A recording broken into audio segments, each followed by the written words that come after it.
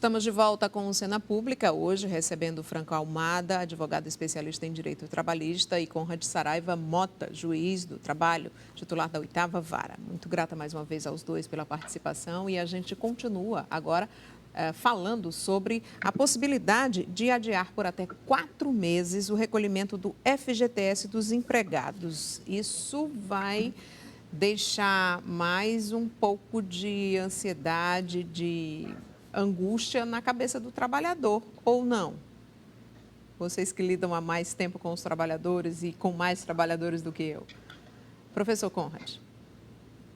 Bem, assim como aconteceu no ano passado, também houve essa medida de suspensão de recolhimento do FGTS, estão aí pensando em retomar essa mesma medida, na tentativa de desafogar um pouco os custos do empregador, né? É bom lembrar que o FGTS ele é um percentual que incide sobre a remuneração do trabalhador, é recolhido na conta vinculada do trabalhador, que é aberta perante a Caixa Econômica, que é o órgão gestor do Fundo de Garantia, ela que controla a regularidade desses recolhimentos, né?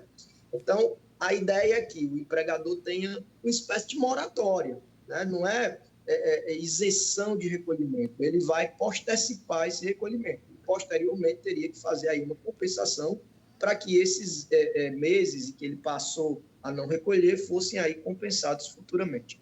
E aí é interessante destacar que, se eventualmente o trabalhador vier a ser despedido, antes dessa compensação, antes do empregador fazer a recomposição desse período, o empregador teria que, por ocasião da dispensa, fazer ali o aporte, né, de modo que o trabalhador não sofresse nenhum tipo de prejuízo. Agora, como o empregado pode movimentar a conta em algumas outras situações, não apenas nos casos de demissão, ele pode, por exemplo, usar para comprar casa própria, em algumas situações mais urgentes, né, e doenças, enfermidades, etc., ele vai realmente ficar com um desfalque, né? Ele não vai ter acesso a todo o valor do fundo de garantia que ele teria se os depósitos estivessem sendo feitos regularmente, né? Mas a ideia é tentar desafogar um pouco o custo dos empregadores.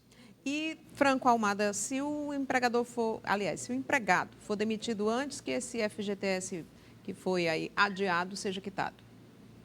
Aí vai surgir a necessidade de que ele seja complementado, a FGTS seja complementado quando da rescisão.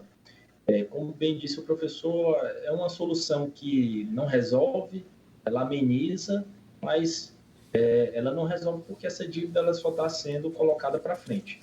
Mais uma vez, beneficia ou tenta beneficiar as empresas, mas acaba que não resolve muito bem o problema central, né? Agora vamos à questão da Covid-19. Muita gente foi demitido enquanto estava ainda se recuperando da doença, né, que pegou muitos trabalhadores de surpresa. De que forma isso pode ser levado à justiça? Bem, se a doença incapacita, e a Covid ela tem um problema a mais, né? Não é só a incapacidade em si, mas ela é muito contagiosa, então a pessoa realmente tem que se isolar. O trabalhador vai ter o direito de ficar com o contrato dele interrompido, ou seja, o trabalhador não vai poder ir ao trabalho, mas também não vai ter prejuízo da sua remuneração. Se essa incapacidade durar mais de 15 dias, aí ele entra em gozo de um benefício previdenciário, que é o auxílio-doença, e vai receber esse benefício previdenciário enquanto não estiver com capacidade plena de trabalho dele readquirida, né? Demitir trabalhador que está enfermo, incapacitado para o trabalho, independentemente de ser a Covid ou qualquer outra enfermidade, é vedado pela lei, né? Por ocasião da dispensa, o trabalhador é submetido a um exame demissional. E se esse exame demissional demonstrar que ele não está apto, que ele está inapto, a empresa não poderá rescindir o contrato de trabalho. Ela só poderá fazê-lo quando ele readquirir a capacidade de trabalho. Então, qualquer dispensa que tenha acontecido de trabalhadores que estão enfermos, seja com Covid ou qualquer outra enfermidade incapacitante, são consideradas inválidas e o trabalhador, inclusive, vai ter direito de ser reintegrado, receber indenizações, etc. Franco? Sobre a Covid, é importante pontuar também que houve uma certa polêmica no passado que saiu uma portaria lá do Ministério da Saúde dizendo que ela estava encaixada entre as doenças do trabalho, né? As doenças ocupacionais. Então, o que é que surgiu naquele momento? Surgiu a possibilidade de que o trabalhador que se afastasse por mais de 15 dias por conta da Covid, que ele teria ali uma garantia do emprego, ou seja, quando ele voltasse, ele teria uma garantia de 12 meses sem poder ser demitido. Essa portaria foi alterada no dia seguinte, né? Então gerou uma certa confusão. E hoje em dia se pergunta, o trabalhador acometido pelo coronavírus, ele vai ter estabilidade, ele vai se afastar por qual modalidade? Regra geral, vai acontecer conforme o professor já mencionou, vai ser um auxílio-doença normal, se ele se afastar por mais de 15 dias do INSS.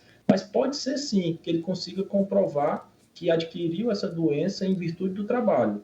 E aí, ser relacionado a essa doença com o ambiente de trabalho dele, ser considerado uma doença ocupacional e ele ter a garantia do emprego aí por 12 meses. Então, hoje o que há decidido é que, regra geral, não há como estabelecer esse link, mas se ele conseguir provar que adquiriu a doença por conta do trabalho, ele pode ter sim essa estabilidade.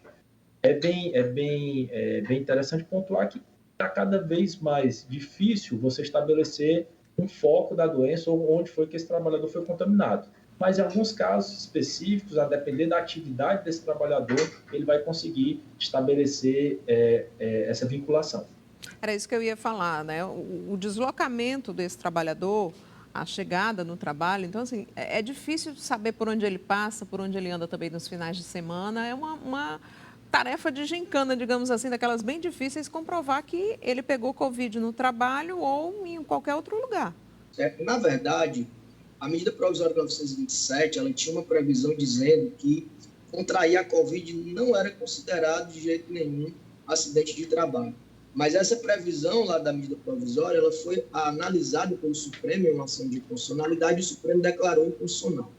Por quê? Porque nós temos trabalhos e trabalhos, né? Se você imagina aí um trabalhador que vai trabalhar, por exemplo, num hospital, ou um trabalhador que vai entrar em contato mais direto com pessoas enfermas, a probabilidade de ele contrair a doença no trabalho é muito maior do que um trabalhador, por exemplo, que vai trabalhar na construção civil ou no comércio. Então, existem situações e situações.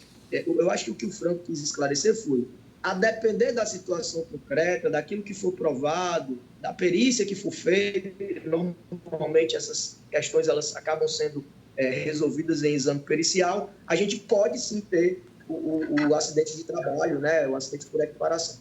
Mas eu não posso partir do princípio de que o camarada realmente contraiu aí a doença indo para o trabalho. Aliás, dentro do trabalho. Aliás, o Carla, indo para o trabalho já é acidente de trabalho. Já né? é acidente de trabalho, né? Já é acidente de trabalho. A ida e a volta do trabalho, né? Acidente de percurso, né? Agora... Inclusive, isso daí era uma questão que saiu do ordenamento e voltou depois para o ordenamento com a caducidade de uma medida provisória. Né? Então, se ele contrair a doença indo para o trabalho, também é considerado acidente de trabalho. Mas eu confesso que é muito difícil de você caracterizar isso daí. Eu levantei essa questão porque uma das situações que chegou até nós aqui é de um trabalhador que prefere ficar em anonimato, evidente, né, por conta da questão, mas de que ele se ausentou por quase um mês do trabalho porque estava internado e ele foi demitido por justa causa, por ausência do trabalho. Então, é uma coisa que não dá para a gente entender. A pessoa estava internada, como é que ele pode ser demitido de uma forma como essa? Principalmente se o empregador estiver sabendo disso, né? Uhum. Ainda há que se perdoar se ele não estava sabendo, enfim, houve uma falha de comunicação nesse sentido, que é muito difícil isso também ocorrer, mas... Ainda mais hoje com as redes sociais. Se ele estava sabendo, então realmente é um fato inusitado e me parece contrário à lei. Então, um trabalhador como esse, que é demitido por justa causa, porque se ausentou, porque estava internado, por ter contraído o Covid-19, ele vai ter algum direito a mais em cima disso? Alguma compensação, alguma indenização? Ele vai poder pedir, Carla, a reversão dessa demissão, né? Porque o abandono de emprego, a justa causa pelo abandono de emprego, ela pede que exista dois fatores. Primeiro, um bem objetivo, que é deixar de trabalhar. No caso, ele deixou de trabalhar. Mas o outro é subjetivo, é querer abandonar o emprego. Então, a pergunta que se faz quando se quer aplicar a justa causa pelo abandono é: o trabalhador quis abandonar o emprego? Nesse caso que você citou, é bem fácil a gente verificar que ele não quis, ele estava impedido aí por questão de saúde. essa questão, existe uma lenda urbana dos 30 dias, né? 30 dias é abandono. Isso não existe para abandono. Existe um entendimento de súmula que diz que o trabalhador que deixar de gozar o benefício do INSS e não se apresentar em 30 dias, ele pode ser considerado abandono de emprego. Mas onde eu quero chegar é que nem precisa de 30 dias. Vamos supor, se uma pessoa trabalha no meu estabelecimento, deixa de comparecer por 2, 3 dias, eu dou uma volta na vizinhança e vejo que ele já está trabalhando em outra empresa, eu posso configurar ali o abandono por 2, 3 dias de falta ao trabalho. Não precisa nem esperar os 30 dias. O que precisa ter é, primeiro, deixar de trabalhar, requisito objetivo, e segundo, o trabalhador realmente querer abandonar o emprego, querer não voltar mais por aquele trabalho, não sendo motivo de saúde, logicamente. Uhum. Eu vou para outra questão, porque este ano, né, de 2020, no caso, as ações trabalhistas aqui no estado do Ceará pagaram 361 milhões de reais a trabalhadores.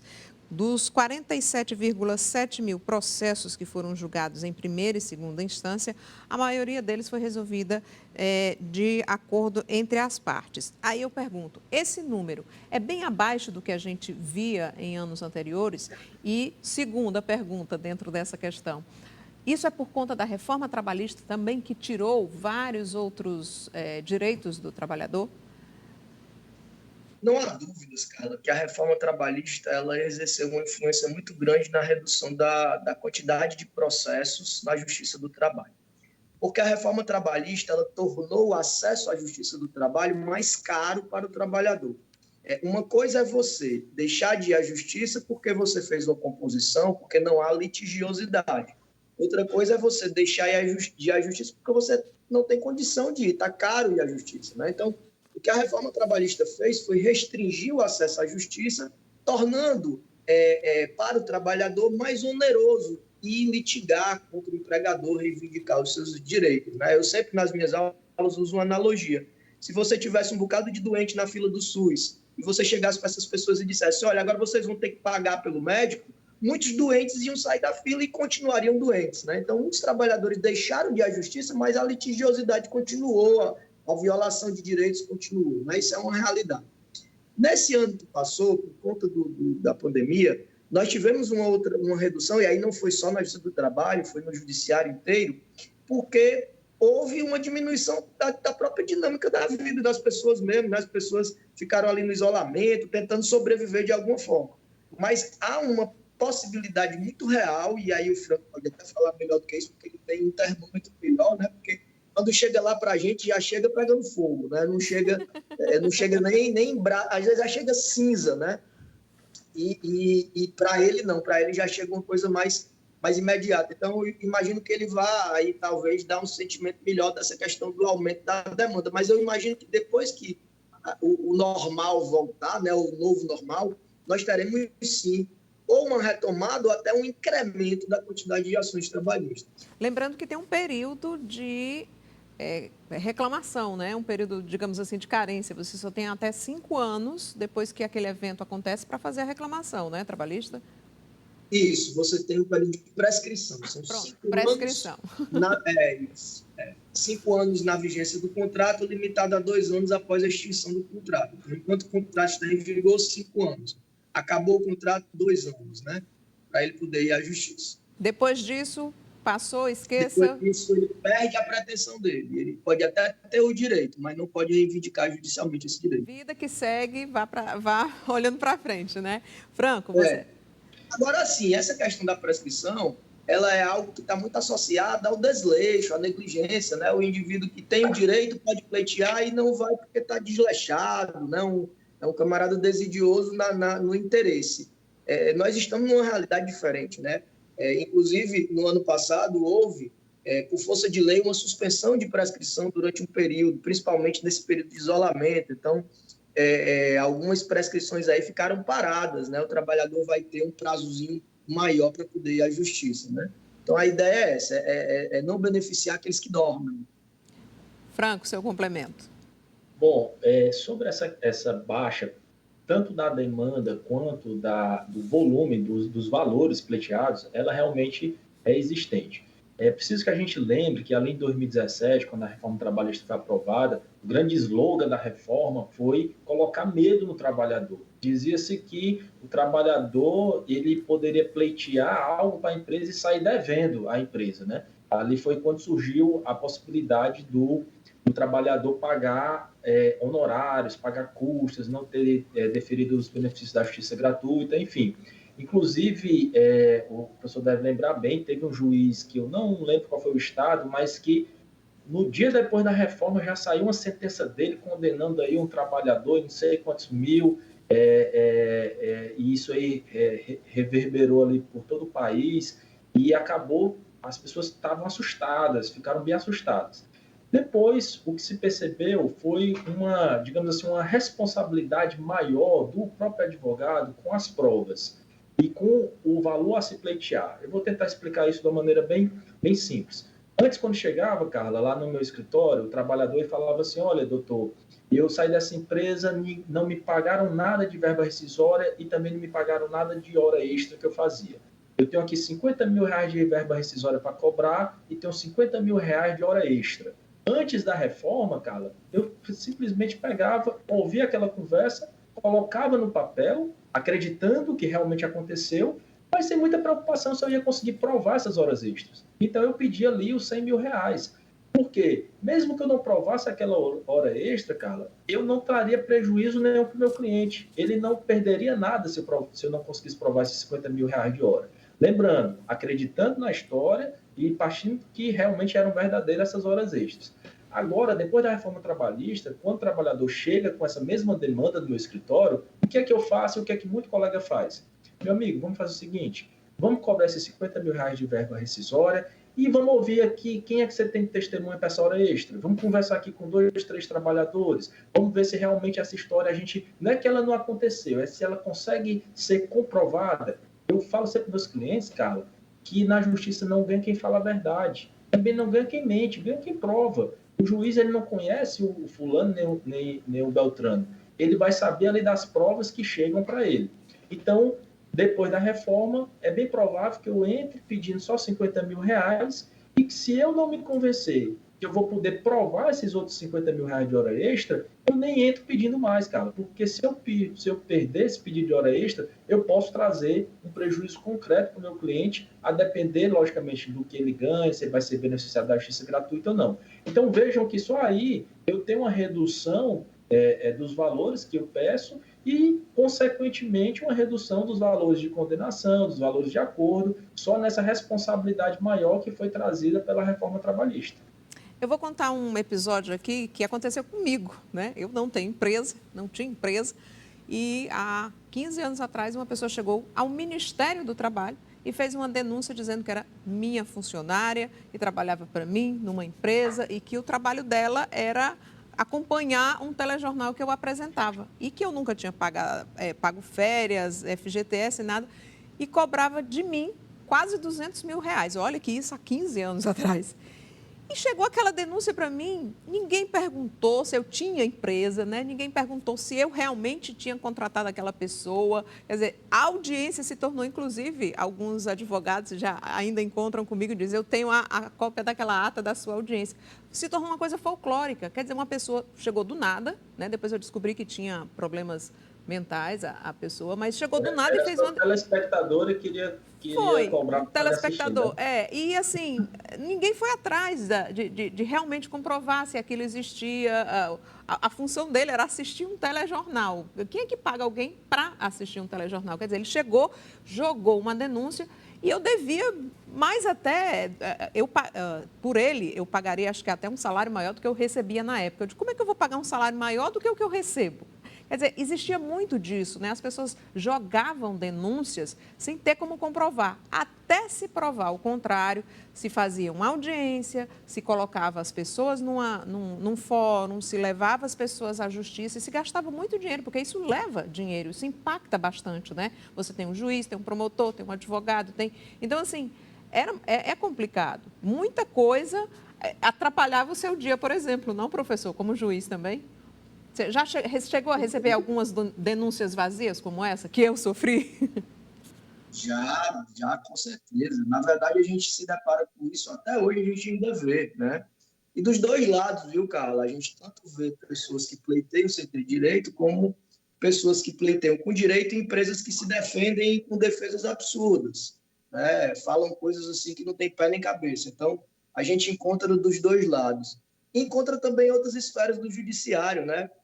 Tem pessoas aí que nunca pegaram no enxada e conseguem uma aposentadoria rural na Justiça Federal, tem pessoas que fazem a aquisição de um veículo, pagam uma parcela e entram com revisional lá na Justiça Estadual. Então, isso acontece em todas as esferas. A gente precisa, na verdade, é fazer uso das medidas processuais de sanção, né? Litigância de má-fé, realmente isso precisa ser utilizado. Essa responsabilização maior do advogado também, essa conscientização maior do advogado, porque assim o juiz ele está ali recebendo, né? Ele não formulou aquilo dali. Então é a partir do que ele recebe que ele vai analisar. Então o advogado também tem essa responsabilidade de filtrar, né? E é bom para todo mundo, é bom para a justiça, é bom para o advogado, é bom para a parte, né? É bom para a sociedade. Logicamente, Carla, que esse caso aí que você citou, e o exemplo que o professor deu também, são casos assim, de evidente má-fé, caso de desvirtuar a realidade para pleitear algo que não se tem direito.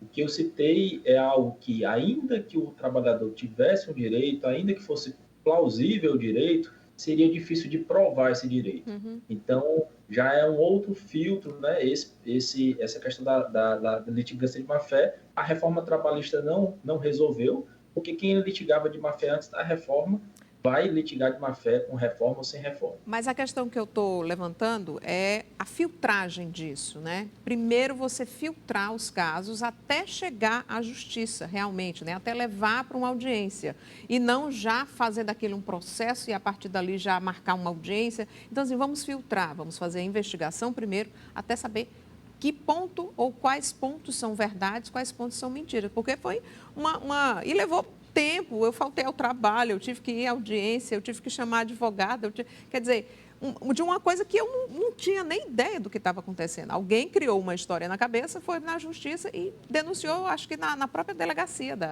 do Ministério, alguma coisa assim. Foi uma coisa simples que resultou numa grande audiência, né? Agora, continuando o assunto, como foi fazer audiências virtuais? Elas ainda estão acontecendo? Como é que o trabalhador pode e participa dessas audiências? Como é que está esse processo das audiências virtuais na seara do trabalho?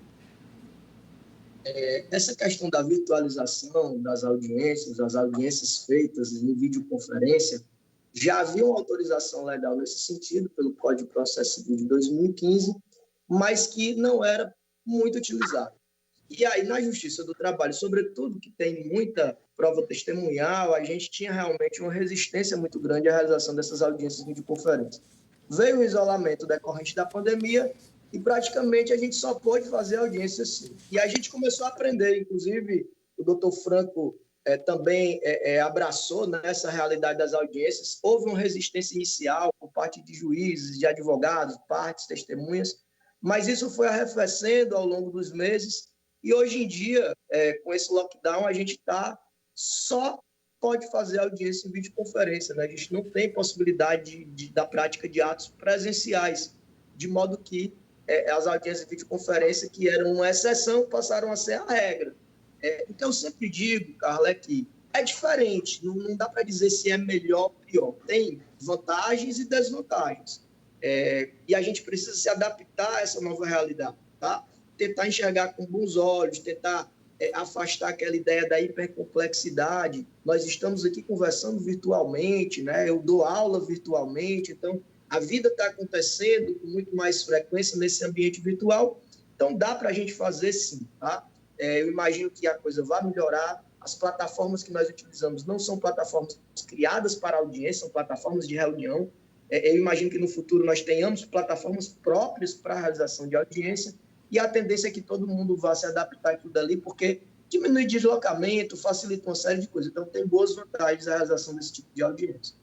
Franco? Bom, eu não posso dar nenhum contraponto, porque eu sou entusiasta das audiências por telepresenciais, por videoconferência. Eu acho que é um ganho muito para as partes, para os juízes, para os advogados. E, infelizmente, a realidade é que as pessoas são resistentes, né? Eu Deu comecei a mais agilidade? advogar. Desculpa interromper, mas deu mais agilidade ao trabalho? Deu muito mais agilidade, cara. Você imaginar, hoje eu faço audiência da Justiça do Rio Grande do Norte, a minha cliente em outro estado, a juíza em outra cidade. Então, tudo que ia requerer um deslocamento e que a gente consegue fazer tranquilamente. Agora tem que ter paciência, principalmente para iniciar. Veja que quando a gente começou aqui a transmissão, nós tivemos problemas técnicos. Primeiro com o meu computador, depois com o computador do professor Conde. Aí imagine se você, Carla, estou sem paciência, vamos remarcar esse negócio aqui, não vai dar certo, tudo é horrível, que vida ruim, e não topasse esperar mais um pouco, ser um pouco mais paciente. Então, não teria dado certo, a gente não estaria aqui fazendo essa entrevista agora. Então, o momento agora é de tentar utilizar para o benefício. Eu acho que é um momento de muito ganho, é um momento em que eu acho que aproxima mais esse ambiente telepresencial, por incrível que pareça, professor, aproxima mais. Uma testemunha, ela chega agora para depor, o senhor pode ter já notado isso, sem aquele temor de estar na justiça. O cara está na casa dele, está tranquilo, está falando com o juiz ali, sai até de uma forma assim, mais tranquila, o testemunho, o depoimento da parte. Então, eu vejo que agilizou bastante. Vejo, especialmente na Justiça do Trabalho, que abraçou mesmo essa causa aí do telepresencial. A gente consegue falar tranquilamente com os magistrados, Carla, com os desembargadores, fazer sustentação oral, tudo. Agora, o que tem sempre é um medo inicial, né? Eu, advogado há 12 anos, eu ia falar, depois que foi implementado, eu ainda sou da época que eu ia imprimir uma petição e ia no fórum dar a entrada nessa petição. Hoje eu faço tudo, né? Hoje não, desde 2012, a gente faz tudo aqui do escritório. E foi a resistência de passar da máquina de escrever para o computador, de passar do impresso para o sistema eletrônico e agora de passar para o telepresencial. A justiça avançou, eu acho que 50 anos em poucos meses nessa questão da virtualização. Então, eu vejo com muito otimismo. Paradoxalmente, é algo que, mesmo à distância, aproxima as partes. Se a gente pudesse, a gente estenderia mais essa conversa, mas infelizmente o nosso tempo acabou. Eu agradeço demais a presença do doutor Conrad Mota, juiz, titular da 8ª Vara, juiz do trabalho, professor de Direito do Trabalho. Agradeço também ao Franco Almada, advogado, especialista em Direito do Trabalho. A gente esclareceu algumas questões aqui, percebeu que a justiça avançou também, junto com todos nós, nesse sistema remoto. E a gente espera que quando tivermos aí novos hábitos, novos tempos, a justiça também possa ser nova e atual para os trabalhadores. Muito grata a todos vocês pela participação. Eu agradeço. Muito obrigada. Agradeço, Carla, e sempre à disposição para falar com você e com a sua audiência. E um abraço aí ao professor Conrad Mota. Obrigada. E a gente encerra aqui o Cena Pública, agradecendo aos nossos convidados, como eu já falei, o juiz Conrad Mota e o advogado Franco Almada. Um grande abraço e até breve.